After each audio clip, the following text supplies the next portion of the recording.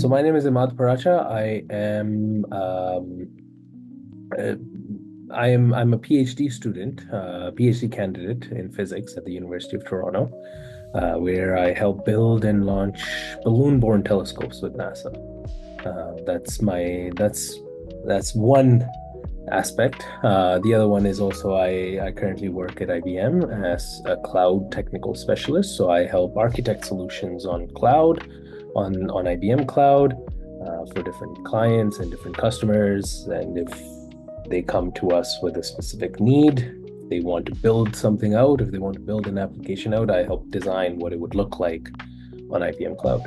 Yeah, so those careers are like very different, I would say. Like they're pretty in like they're in two different fields. Like one is in the astronomy field, like one is more in the CS field. How did you actually like get into those fields? Like what caused you to like get interest in those fields?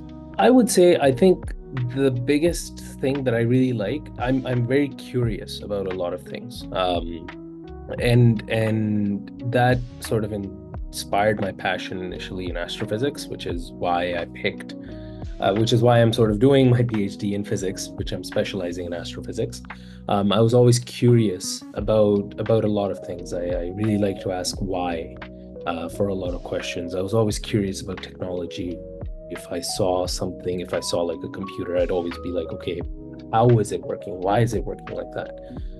Which I really liked. I really liked asking those questions. I really like sort of challenging myself to understand why something works. And the same applied to space too, um, where from a very young age, I was always wondering, what's up there? And when you're watching cartoons and stuff, you watch aliens and coming from outer space and other places and watching, reading about astronauts, watching astronauts sort of inspired this thing in me to try to understand that more too. So that's curiosity. I think if you sum it all up in one word, curiosity is definitely the biggest one. On that same note, I saw that you also worked on the SuperBIT Advanced Telescope with various Mhm. different institutions such as Princeton and the U Toronto. I was wondering how was that experience to actually be a part of such a big project and completing it itself? Personally, I would say that is one of the best things I've ever done. It wasn't easy at all. It was part of my PhD work. So SuperBIT is just a bit of background on SuperBIT. SuperBIT is a balloon-borne imaging telescope. It is so if you know about say Hubble. Hubble is in space. It is in orbit. And it takes amazing images. And the whole point of going to space is you're above the atmosphere, so you don't have to correct for atmospheric disturbances. There's light pollution, there's wind pollution, there's atmospheric pollution, there's thermal pollution. Apart from that, I mean, you can always get clouds, and you may be limited with what you can see. If you're out above the atmosphere, things are a lot clearer. They're a lot less blurry, and you're above the atmosphere. So you're not faced with those same challenges that you're faced with on the ground. For example, if you look up right now, if you're in a city, if you look up, there's going to be not that many stars. But if you go out to a darker area, you'll be able to see a lot more stars, right? Yeah. That's that is that's why you sort of want to try to get to an area that's as dark as possible, but not just that, but also go to space. Hubble did that, but Hubble was $15 billion.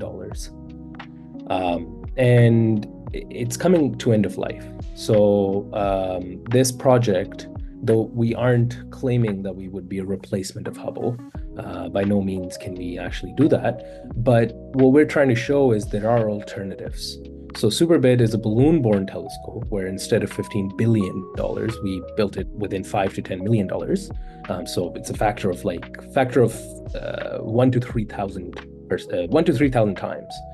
And what we're doing is we've built a telescope that would go up on a balloon. These balloons are provided by NASA. They're called NASA super pressure balloons. They go up to 110,000 feet, where we're above the atmosphere, above 99% of the atmosphere, I would say, in the stratosphere. And we're combining the best of both worlds with space images, or space telescopes, where we're in an environment where it's called diffraction limited. So we're above the atmosphere. We can easily see easily see the stars in a way where we're not affected by any pollution. But also, we're also combining it with the benefits of ground-based telescopes, where we're not extremely expensive, like space telescopes. We don't have to go up on a rocket. We don't have to plan for redundancies and so much more. My personal experience was it was great. I used to work on the coding side of things, so I helped work on a lot of the flight code, a lot of the communications code, how we communicate with it from here, there, and then how it communicates back to us. How we send data to it, how it sends data back to us.